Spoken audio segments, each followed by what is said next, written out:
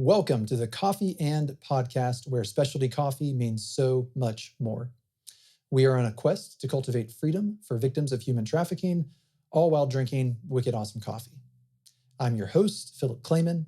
I'm one of the co-founders of Three Tree Coffee here in Statesboro, Georgia. I'm really excited to have Dr. Jonathan Grubb on the podcast today. Dr. Grubb is an associate professor with the Department of Criminal Justice and Criminology at Georgia Southern University. And his research focuses on the victimization of vulnerable populations, human trafficking, and many, many more things that I'm sure we're going to get to unpack today. I'm excited to have Dr. Grubb on the podcast. Before we dive in, I do want to let you know that we do talk about some more sensitive materials in these types of podcasts, and specifically any podcasts that are titled Coffee and Blank. So if you were not in a position to listen to something like that, we just want to give viewer discretion.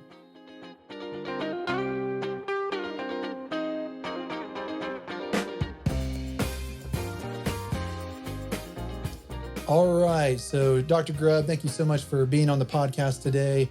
I made us some coffee, and I want to give a quick little plug. This is our Freedom Blend coffee. It is a really rich and smooth kind of breakfast blend type coffee, and 40% of the funds are going to an organization called Operation Underground Railroad.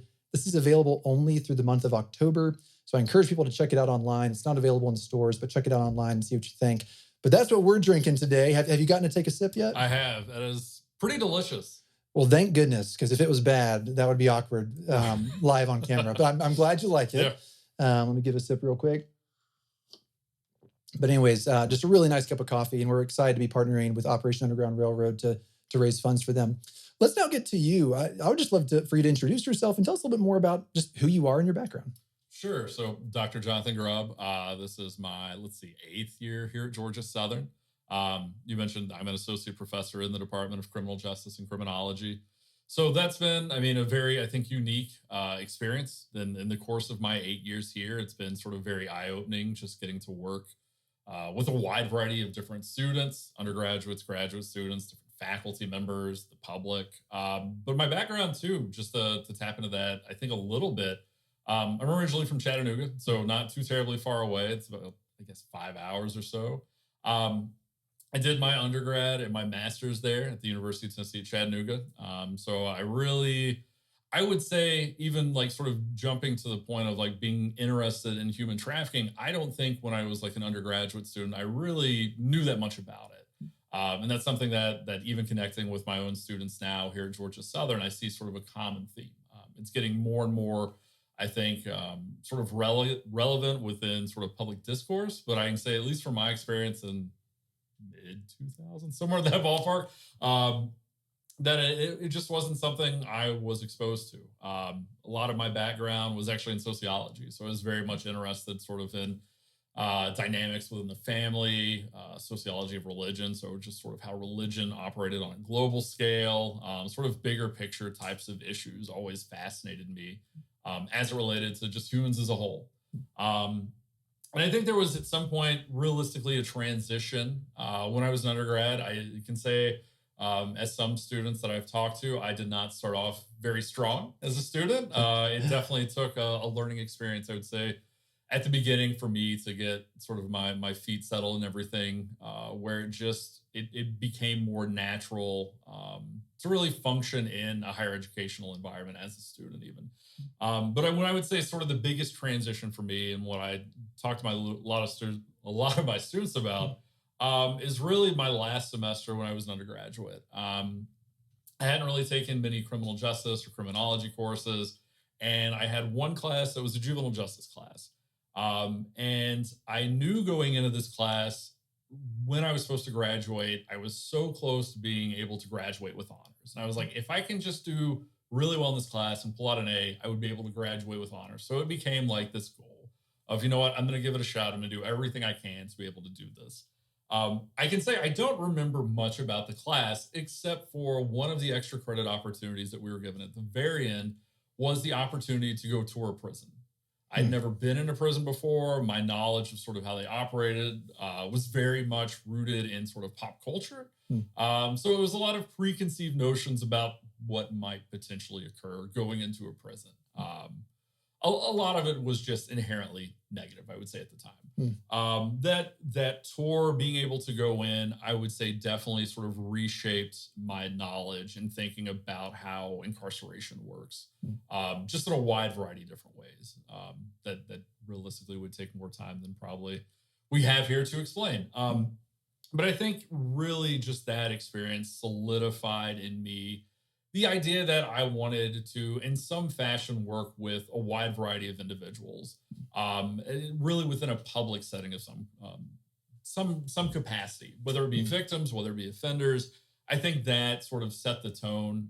That really I didn't necessarily know at the time that this sociological, criminological foundation was something that maybe I wanted to do professionally.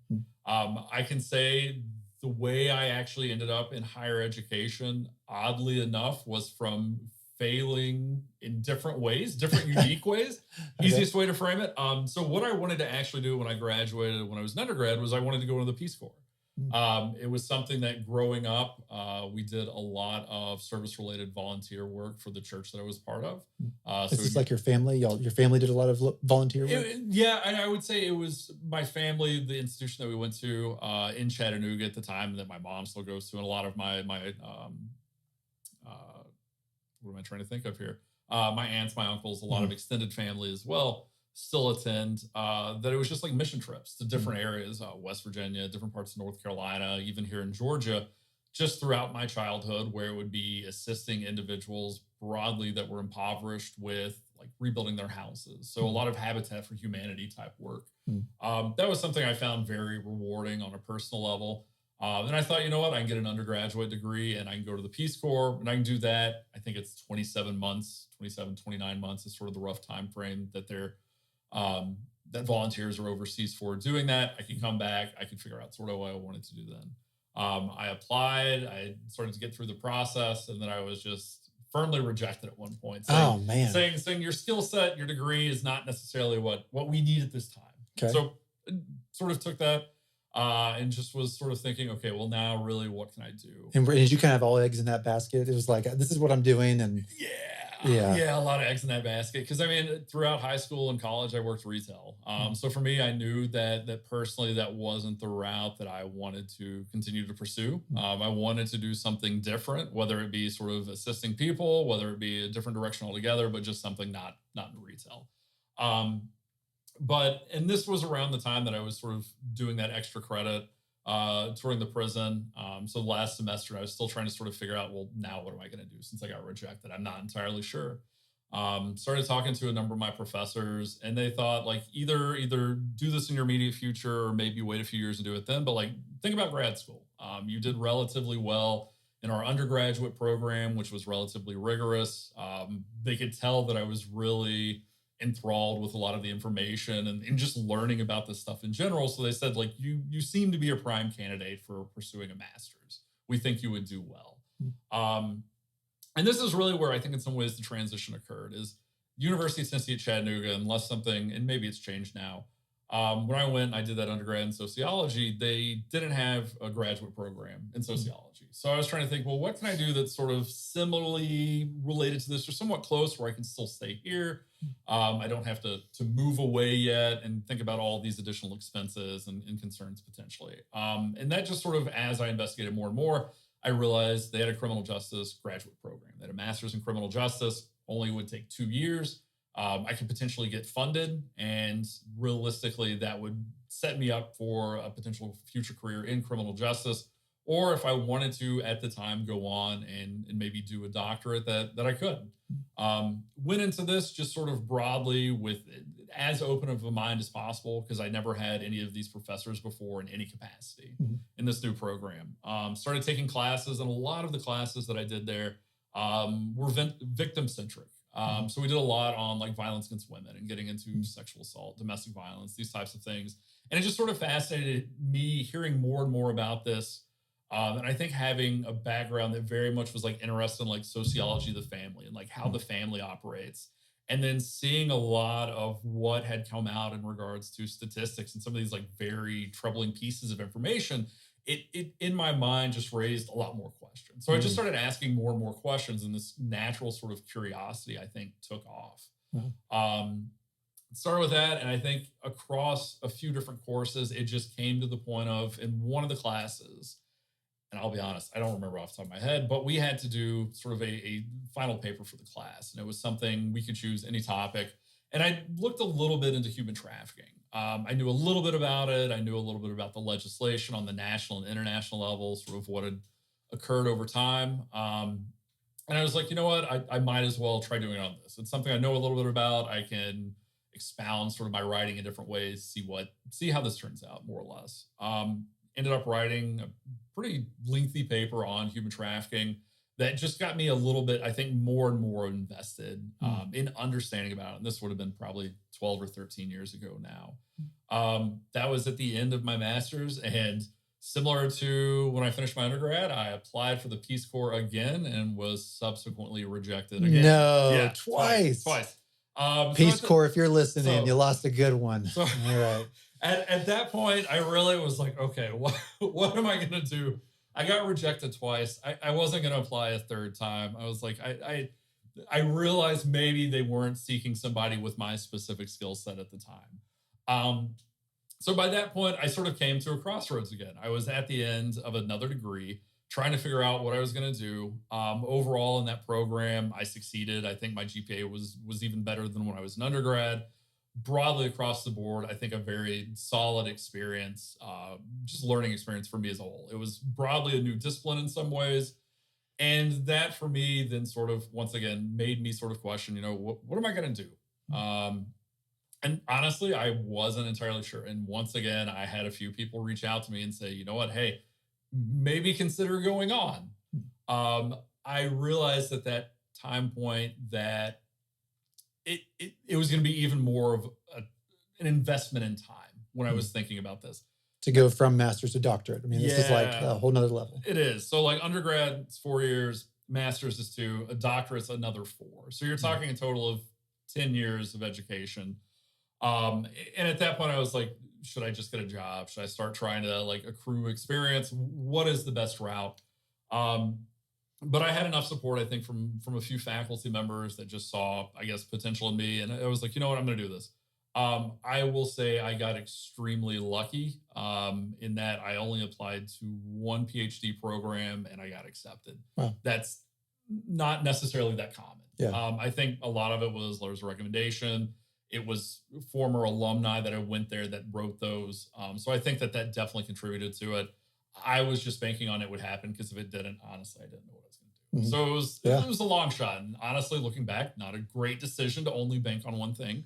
But simultaneously, that turned out to be probably the most eye-opening experience, those 4 years, going through a PhD program, conducting a significant amount of research, learning about so many different areas that I would say I had minimal exposure to before, but that just absolutely blew the doors open on just being able to spend time, a significant amount of time reading and writing about areas related to victimization. And human trafficking was one of those that I was fortunate enough to have some faculty members at Sam Houston State University is where I did my PhD. That did research broadly on human trafficking, that sort of the classes they taught involved elements of human trafficking. And it sort of, in some ways, was one of a few different areas that I think I got heavily invested in. It's honestly the writing sample I had to provide to get into this PhD program was the human trafficking paper I submitted for a class. So like they knew what I was interested in. When I even had to go and interview with them to get into the program, I talked about my interest in human trafficking. So I think they knew at the time, like this is an area, and they saw that it was an area for growth, an area where victimization was really starting to take off in regards to growing academic literature, public discourse, all these other types of things. So I think I was fortunate enough that set me apart. But those 4 years, just an eye-opening experience. I worked with the Crime Victims Institute, which is part of Sam Houston State. It's funded by the state of Texas to basically examine victimization across the state as a whole. So we did a number of different studies. Well, I guess technically the Institute did, but we looked at a range of different surveys that were conducted through the Institute to look at victimization of different immigrant populations, to look at really how does victimization impact individuals over time longitudinally. to understand, like, if you experience victimization as a child, when you're an adult, what are the likelihoods of continual victimization and what sort of contributes to that? So those types of things I got very invested in. Absolutely. And just for the sake of just making sure we're all on the same page, go ahead and define victimization for us. Help us understand when we're talking about this really broad subject. In general, what does that mean? So, I mean, I would say, realistically, if we're going to keep it as simple as possible, I would say sort of the violation of a criminal ordinance, somebody that's on the receiving end of that. You can conceptualize it in many, I don't want to say different ways, but there are different ways to think about victimization. That is the one that I sort of lean into the most, is just thinking about it from a very legalistic standpoint, is who's on the receiving end of a crime. And that's something that even theoretically, when I teach a class on victimology, we don't go into the nuances so much of that. But I think in some ways that is important to understand that, I mean, sort of how that relates to criminal law in many ways, because, I mean, there's a whole lot of complexity that exists in thinking about potentially what a victim is, country to country, even potentially state to state, when you have different laws in place, state to state, that are going to have sort of different threshold for what a victim is in one area versus another. So that is something I try to sort of hone in on for students, especially too when we get into discussions of human trafficking and what that looks like in the U.S. versus internationally too. Yeah, absolutely. Okay. So it seems like the order here was, I mean, you're pursuing sociology. There's really no academia, criminology, or human trafficking on the horizon in your undergrad, correct? I mean, it's not at all. Not even an inkling. Okay, awesome. But there's still this sense of maybe you mentioned some by your family, just this passion to serve others. You clearly wanted to learn more about others in sociology. And you get to the end of that undergrad year and you're like, okay, now what? Some things didn't work out. And it seems like almost criminology and academia came at the same time through this class, sort of, right? Yeah. I mean, I think the undergrad class, the extra credit experience, just going into a prison, that for me has really just transformed how I thought about learning in different ways too.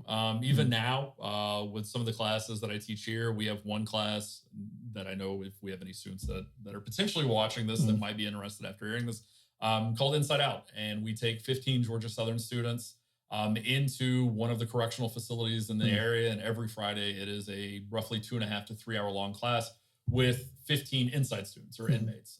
I've done it, I think I've taught that 3 times now. We've offered in the department for, I want to say, close to a decade. It's our most sought after class. We have to do an application process. And you helped implement this. Technically, it was around before I was. Okay. But I mean, I've continued it on. Our chair, Dr. Chad Posick, I think has taught it maybe the most. I think he taught it 4 or 5 times before I got here, and then while I was here, and that's how I got exposed to it. We had 1 or 2 faculty members, I think, that are no longer here that taught it as well. But it's something like each sort of few years, we have a new faculty member. I don't want to say just take it over, but we like to transition who teaches it to give everyone a little different experience. But it's truly one of the most eye-opening classes I think any student can take.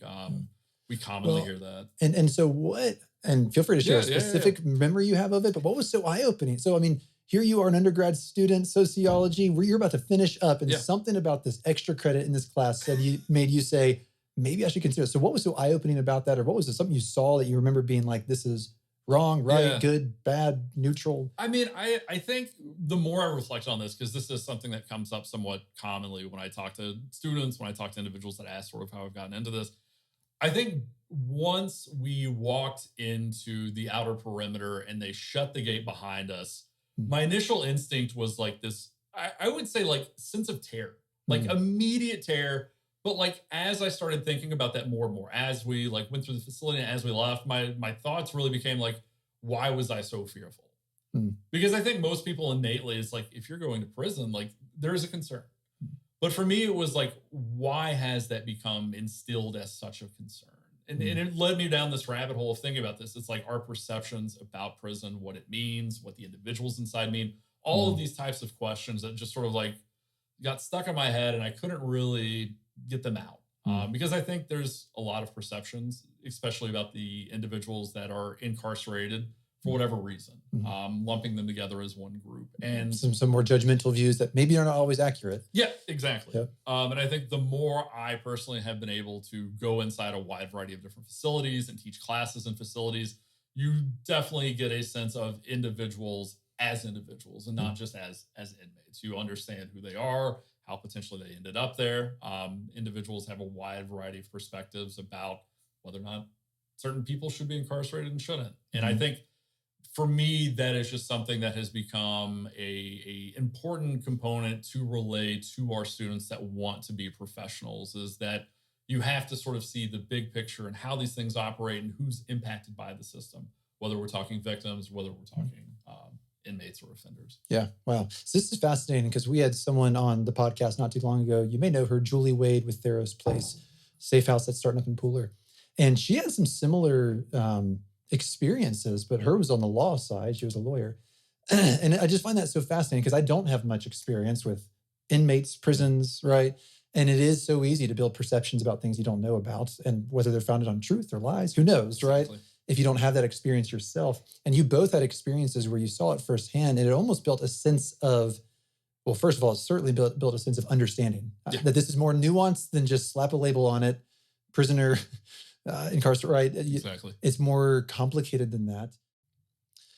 Awesome. So you've told us that you went through this undergrad and you get through with undergrad in sociology and you have this experience in a prison. And suddenly you're saying, you know what, maybe criminology is what I should really be focusing on. And then you pursue academia and higher education. You then get into your master's. And it didn't seem like it was till maybe the end of your master's that really human trafficking started to come up through this end of your paper, correct? So it's really funny because I actually had a similar experience. My degree was in agriculture. And it was towards the end of my degree that I ended up doing my final paper on coffee as a commodity and tea and cocoa, and just some of the situations you have because of unhealthy production chains that are just not paying fair wages, or values being extracted or exploited, not shared or given or created. And so anyways, it's kind of funny because I didn't even like coffee at this time. And it was a paper in coffee that got me saying, well, what about coffee? So kind of a similar experience. So you get done with this master's and you're now thinking human trafficking. I think something that's encouraging to hear in all of this, and I've experienced it, I know a lot of people experienced it, but we don't talk about it much, is it's never too late to kind of rethink what you're doing. Exactly. No, constantly. I mean, never too late. And also for any students listening, for anyone that's considering college too, like rethinking even while you're going through college. I think I changed my major 4 times. Yeah. Something in that ballpark. But I think, yes, at any point, sort of reframing your interest, what you're interested in academia, even broadly outside of that, I don't think is a problem at all. I definitely think follow your passion. If there's something that's really guiding you in that way, definitely lean into that, because it's going to make the process of just investigating those issues and what you care about that much easier. Absolutely. Yeah. Well, and it also helps to try things, right? Yeah. I mean, that's where it was in your experiences that you really started to find out what you want to do. I've had similar things. I think we think that we're just going to know what we want to do by the time we're 22 and that we're supposed to have it figured out. And I just I hear from a lot of people, and I've experienced myself, it usually comes more so through experience and time, and it's okay. It's never too late.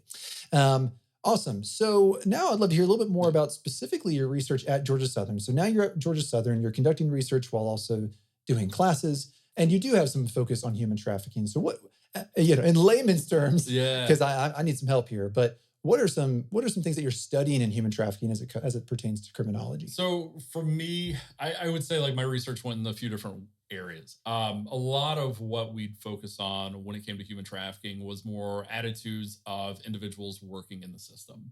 And I will say one of my mentors when I was doing my PhD, her family is Bosnian.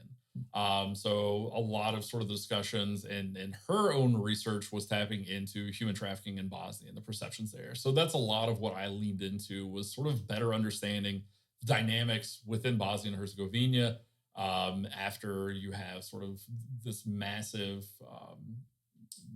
upheaval in the mid 1990s, and really what it did to sort of the local populations, and sort of what we see that's come out of that, and why sort of trafficking broadly in, say, different parts of the world was able to thrive. So I think for me, the sort of sociological big picture type things that I've always been interested in, and understanding of their cultures, sort of lended itself in some ways to thinking about human trafficking, not as a local issue or even a national issue, but an international issue. A lot of sort of what drew me into that too, were sort of thinking about like trade flows between countries, within countries, how we see immigration between different locations as well, and what that means in regards to sort of legal migration, but also what does that look like when we're talking about the illegal movement of human beings between and within a country for a wide variety of reasons. So I would say my own research, and it's been a little while since I've done a whole lot empirically. A lot of what I do now is more actually sort of teaching about it to undergraduate and graduate students than diving in, say, on the research side, though that is still something I'm very passionate about. But really examining how individuals that work with victims and that work with offenders, both human trafficking victims as well as the traffickers themselves, how they perceive these issues within their countries. What works well, what doesn't work well. How does interorganizational collaboration function? Like, are agencies able to successfully work together, or is there a disconnect broadly that's leading to different issues? That to me, I think, is something that broadly, when we talk about victims and victim services, is more expansively, I would say, what I've done outside of just human trafficking. Think about like domestic violence. So treating those in a similar light to understand what works well, what barriers exist broadly to trying to provide services to victims is something I've always found very interesting. There's a lot of questions that my students bring up about this, just in the sense of, well, we know that victims go through this horrific experience. What about the back end? Like, how are they actually supported by the system? And I think that's an important question, but also important to some extent too, is like when we're talking about local organizations, say here, like a Safe Haven or something like the Teal House, like to what extent are there barriers for victims just trying to reach these locations? Economic barriers that might exist, like if there's a need for childcare, stuff like that. Those are the questions that I broadly am interested in, because if you can start lessening some of those barriers, it's going to make it easier for those victims to obtain services. Absolutely. So that's definitely something that's overlapped between trafficking and domestic violence for me. So we've been talking about, how there's different services that victims need, and sometimes they're being provided, sometimes they're not. I mean, you've mentioned Safe Haven Domestic Violence Shelter in Statesboro, the Teal House, and organizations like this that are trying to provide services. What are some services that you think are maybe lacking, or where do you think there's maybe a need when it comes to services that victims need? Yeah, so I think broadly, and I don't think this is limited to any one specific community or one specific area, but it sort of seems to be an overarching trend, is just the need for better organizational sort of capacity in communicating with one another within given areas. I think this is one of the more sort of big picture type complexities that exists. I think is getting organizations and agencies on the same page, coming together, communicating openly about the challenges within the community. And I think that is one that we're seeing many communities really building on over time. A lot of different sort of efforts going on, even locally, that we see. But I think that having that open communication and collaboration and working together holistically as a community really is what's needed. I mean, the simple answer in many ways, honestly, financial resources are always going to be beneficial. That though is not always necessarily feasible, though, is the difficulty of what it can take. Having shelters in a given community is absolutely helpful, so victims don't have to travel necessarily miles on end, especially if they don't have reliable transportation or there isn't public transportation around. That seems to be some of the sort of key elements that really stand out, I think, as being influential. Just even understanding dynamics too between urban areas and rural areas and the needs within those types of communities, and some similarities that overlap, as well as differences that exist as well, I think is really influential for service providers, for organizations, agencies to recognize about their own communities. That can be difficult sometimes. So, I mean, I think working with victims as a whole is an extremely important but challenging process that in many ways, unfortunately, has been, broadly speaking, underfunded and just lacking of resources as a whole. And that's why just getting a community that is willing to support organizations like Safe Haven, like the Teal House. I mean, beyond that, just regional support as a whole, to not only provide and assist them financially, which I said, like, always beneficial, but to actually get volunteers for different types of organizations to really help them grow and sort of spread their message about what types of services and resources that they actually do offer. Yep, absolutely. Incredibly helpful. Yeah, I heard like three things kind of come out of this. One, financial, always, right? I mean, this is expensive. I mean, these takes funds. These organizations need funds. So there's a financial component, whether it's donations, charitable donations, business partnerships. That's a need, and it's probably always going to be a need. Absolutely. There's this need for volunteers. You mentioned just people willing to say, "Hey, I'll go volunteer at the Teal House," or they maybe just need people, and I'm willing to be one of those people to go and volunteer. And then lastly, and this one's fascinating to me because I see it in business, I see it in lots of other elements of life. It's just a better sense of collaboration and communication among organizations, because it seems like maybe there are a lot of services available, different services, legal services, medical services, counseling services. There are different places to stay, housing services. There are different services, but maybe they're working in more isolation. And so they're not connecting together to give the victim everything they need in a more holistic, all-in-one package approach. And that's where you're saying some more oversight, some more community involvement or organization that's helping oversee this for a whole community, not just these individual silos of services. Exactly. And I think that's something that we're seeing increasingly become common in just a wide variety of different communities. Especially those where you have more long-standing organizations that have been around for a number of decades that have built sort of partnerships and collaborations with other agencies, law enforcement agency, the courts, potentially correctional environments as well to some extent, but also just other nonprofits that broadly exist within those communities. So, I mean, I think as you really can increase sort of that communication and understanding sort of the service provision in these different organizations, and even potentially come together and create, say, a unified list of services, or even, say, an organization that's sort of the centralized hub where victims can go to actually sort of identify much more expansive needs. Sometimes that can be really an advantageous avenue. Yeah. So this is I'm sure there's no easy answer to this, but how do you think that's best facilitated? Is this the government's responsibility? Is this the nonprofit's responsibility? Is this the community people individually? Have you seen this be implemented well, where a community is linking services together well for the sake of the victim? I think there's complexities all around. I don't think there is a simple one-shot sort of panacea to address it, is the problem. I think ideally you would want more government support. That can sound sometimes inherently political potentially, because you would need greater funding. And a lot of that funding, if we're talking about from the state side, is going to be tied to tax dollars. But broadly speaking, just having stronger social institutions as a whole. And this is something we've seen in sociology, and sort of that even when I talk to students about and understanding disorganization within communities, like you want strong social institutions. If we're talking about education, if we're talking, say, about the criminal justice system, if we're talking about religious institutions, like the stronger you have social institutions in a community, really collective identity, collective bonding, those types of things really are a strong vested interest that serves to benefit everybody. In that way, thinking about victim services as part of the criminal justice system, which is normally, I do think about it in that capacity as sort of this fourth element, that adequately funding that on an annual basis is something that, even if we're not funding it in full, if we're still providing a significant amount of funds towards it, I think proportionally, there can be a lot of benefits there.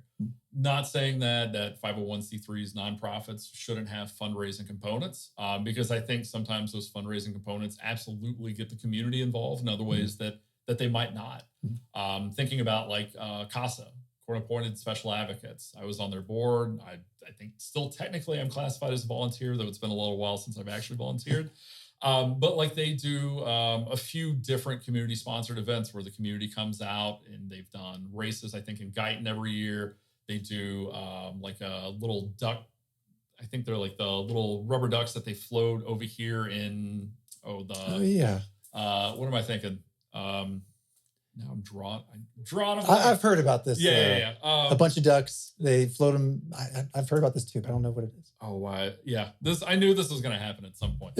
At the water park over here, and they do that, I think, in October, and they're doing it this year. But to really get community buy-in in that capacity. So I definitely think there is a responsibility on multiple fronts. But it's one that I think holistically has to be addressed from different angles. And same thing when we talk about issues of crime and justice, the same way that I talk about victims, you can't just think about it in a singular capacity. It takes a lot of different fronts to try to resolve some of these complex social issues. Absolutely. Well, at least one thing that sort of came out of this is community events that pull people together so that networking can actually happen. Networking across different organizations, networking with individuals, help people understand where they can volunteer, where they can't volunteer. These sorts of community events that just draw people together to say, let's learn more about this and let's collaborate to see how we can work together. I've seen that done well in Statesboro. I actually think about Savannah as well. I've been very impressed as I've gotten to know Theros Place, Hope Court, CASA.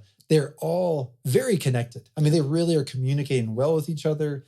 I mean, it seems like a good example of the things you're sharing right now. So awesome. Okay. So you do a lot of teaching now. I'm curious, how do your students respond to these sorts of things? Does it seem to usually build interest in them, or how do your students take this information? It's complex. A lot of our students have sort of different, I think, career paths and different backgrounds. We have a very diverse student population in our major in criminal justice and criminology that I think just have a lot of different goals for what they want to do when they're thinking about a career. A lot of what I would say I've historically taught have been sort of victim-centric classes. So victimology, it's a little more theoretical. We get into different types of victimization experiences, a few different human trafficking classes, family violence, sort of runs the gamut on victim-centric type stuff. I think they're definitely, even though it might not surprise many students, with a lot of the material, normally there's certain points in a course where I find students really have eye-opening experiences. Sometimes this comes in different ways. So most of my courses, students have to read at least one or two different books.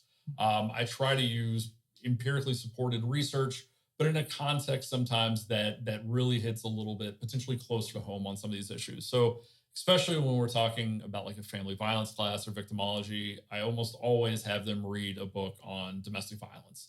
And a lot of those books pull in the perspectives of the victims themselves, but also provide sort of like a 30,000 foot view of domestic violence, what it looks like in the country, why victims don't leave. And say for that instance, like right now I have a victimology class and their capstone assignment, and this is the one that I have to give credit to another professor who actually is in the Department of Victim Studies at Sam Houston State University, that their assignment is actually a 3-part assignment that gets students to question why victims don't leave. And it makes them first go through and do a cost-benefit analysis of everything it would take to actually financially move out of their house or their residence. Makes them identify multiple different service providers within the region that would be able to help them out. And then sort of the third piece is a reflective element that gets them to tie all this back together. Talking to students, that's been one of the most eye-opening assignments to them, because they're like, if you try to do this financially based upon sort of this guideline or narrative that I give them, they're like, you really can't do this. Like, it's not necessarily feasible in these instances. When we're talking about a woman who might have kids, might have animals, that doesn't have a job because she's a stay-at-home mom, like how do you assist somebody like that in leaving? That normally opens their eyes. I use a lot of different documentaries too. I think that supplementing sort of this foundation in reading and really being sort of in depth and investigating the material, you should also get some different perspectives. And I like just teaching in a wide variety of different ways too. So a lot of the documentaries that I'll use sort of tap into these other elements about, say, for instance, sexual assault on college campuses is something that for my students, I think is extremely valuable. You're a college student, you might know that this is a concern broadly and historically, but maybe not. So trying to get them to understand that. In the human trafficking related space too, I almost always in a victimology class, if not a human trafficking class, they have to read a book on human trafficking because it's one that I find more and more students are really interested in. It's a topic that they sort of hear public discourse about, but aren't entirely sure necessarily what it means. Connections, say, to slavery, how human trafficking is different and similar to slavery in regards to sort of how we define it and term it, but also just different types of trafficking. And I think that's one of the biggest sort of, I would say, blind spots talking to many individuals. I think there is an absolute need to focus on sex trafficking, but sometimes that definitely can push aside labor trafficking, organ trafficking, or like the red market, which is an actual title of a book I have students read that's about organ trafficking, sort of the red market, the blood trafficking side of things, bone trafficking, like it's a very sort of unique and different way to think about human trafficking that exists. Mm. And just sort of from a broad standpoint, what is human trafficking? That's something that I've tried to get students to think about more and more, is the historical context, how this came about, think about it even from like a legalistic standpoint. So I normally try to expand their minds in that way, to say, okay, you have an interest in human trafficking. Let me give you even just like a like 10% of what I think you really should know about this in a class. And for most of them, it's like, I want to learn more. Wow. Yeah. Just because it's something that I think they can see it as an issue. It's something that they hear about, but it's not something that I think they've really had a deep dive into necessarily. Absolutely. That's fascinating. And especially identifying the different types of trafficking. We hear a lot about sex trafficking. We hear some about labor trafficking too. We talk about that a lot too. You mentioned organ trafficking, which I actually took a class on human trafficking, I think through Ohio State online a while back. And I remember that one was the one that surprised me. I was like, what? I had no clue this was even a thing. What are some other forms of trafficking that you just think people should be aware of? Or if you want to expound more on organ trafficking. I mean, organ trafficking is one that I think is like sort of maybe the more, I say more common, but I would say of maybe the more recognized on an international level rather than the United States. There's a few different documentaries that I've tried to integrate for students that showcase really the complexities of organ trafficking and almost like the gray market that exists, rather than just say an outright black market. Thinking about in different parts of Southeast Asia where you would have a healthy male adult who financially really can't survive with their job, and they end up deciding to sell one of their kidneys. They sell it. It goes through sort of back market channels. You have a medical doctor that will go through the process, take the kidney, and basically give it to somebody that has paid them up front for this. The complexity of what I like to show the students here too is sort of like what happens on the back end to this individual who's now given up one of their kidneys. What does that mean for like their life expectancy, their general health, those types of things. I think the documentary is called Tales from the Organ Trade. I want to say it came out in like, I get the year wrong. It's either 2010 or 2016. It's one of the two. That one provides sort of a good introductory foundation to understanding that. One of the other ones I would say is less well known broadly, and it's definitely more of an issue that we've seen in Europe than in the United States, is forced begging. Forced begging is not one that I think too many people would immediately recognize as human trafficking, but different populations where we see individuals forcing their children or other juveniles to basically be on the side of the road or in an area and force them to beg for money. It's sort of an odd blend of forced labor in some ways, but really from a more economic standpoint, generally by family members of those individuals close to them too. Familial trafficking, there's a few examples in the United States that I really tie into for students as well, just to show like it doesn't have to just be an acquaintance or somebody else. Like you can be trafficked in your own home by a family member. And normally for them, that's like an eye-opening experience to go, oh, I didn't realize that was the thing. So that's an element that we get into a lot, and I think that's important to know. One of the biggest things that I really try to highlight when I used to do a lot more community presentations on trafficking too was really the distinction between human trafficking and human smuggling. Because for a number of years, like I would watch the media and I would hear them talk about human smuggling, but they would label it human trafficking and like trying to get terminology correct, because they are sort of two different distinct types of criminal offenses, but who they're victimizing and in what ways they're victimizing individuals or potentially the state, which is in the case of human smuggling, are important distinctions that exist. So a little bit more nuanced, but give us that distinction between human smuggling. I know this is becoming a class, but on a brief scale, I'm trying to. I think this is interesting information for us to know. So off the top of my head, human smuggling is an offense against the country. It requires the crossing of international borders illegally. So if I was to say smuggle somebody from Mexico into the United States via like a coyote, that would be smuggling. Human trafficking, you don't have to have a transnational crossing. You don't even have to have crossing of a state. You don't have to have technically any movement at all for human trafficking to occur. It's entirely exploitation-based, whereas human smuggling is transportation-based. Human smuggling can turn into human trafficking. Not necessarily the inverse of that. You normally don't see human trafficking turn into smuggling. But for an instance, like I just provided of a coyote bringing, say, somebody over from Mexico, the individual, say, maybe pays the coyote a few $1,000s to bring them over into the country, but now say the coyote says, you know what, I'm not going to let you go free. I'm going to basically um, turn this into a debt bondage situation where you're going to have to continually work for me until you pay off your labor in some or pay off what you owe me in some capacity or another. So you can have sort of this transition that occurs there as well. But yeah, I mean, really the exploitative nature of trafficking versus the transportive nature of smuggling and the international components are some of the biggest differentiating factors really that exist there. So really violating a country's laws versus truly exploiting an individual. There are more sort of complexities that tie into that. And I'll be honest, I'm thinking about the visual in my head right now and I'm completely blanking on the other ones. I'm sure at some point it'll click back in, but yeah. Well, and it sounds like there could be a situation that involves human smuggling that's also human trafficking. Clearly. Absolutely. They can overlap, but they are still defined differently. And it seems like smuggling has a strong transportation component of cross borders. That's fascinating. I've never heard those definitions. So I appreciate you sharing that with us. We're going to wrap it up here. I've got just one or two more questions. My first one is, you've already mentioned one documentary, but I just want to ask if there is a documentary that you think is so important for the general public to watch to learn more about either human trafficking or victimization. What would you suggest? Oh man, there's so many. This is the challenge. I knew this was going to come up too. I would say I'll give you two for human trafficking, just because I'll say one's sex trafficking, one's labor trafficking, just because I honestly think it really is going to be dependent on your audience, sort of what they want to lean a little bit more into.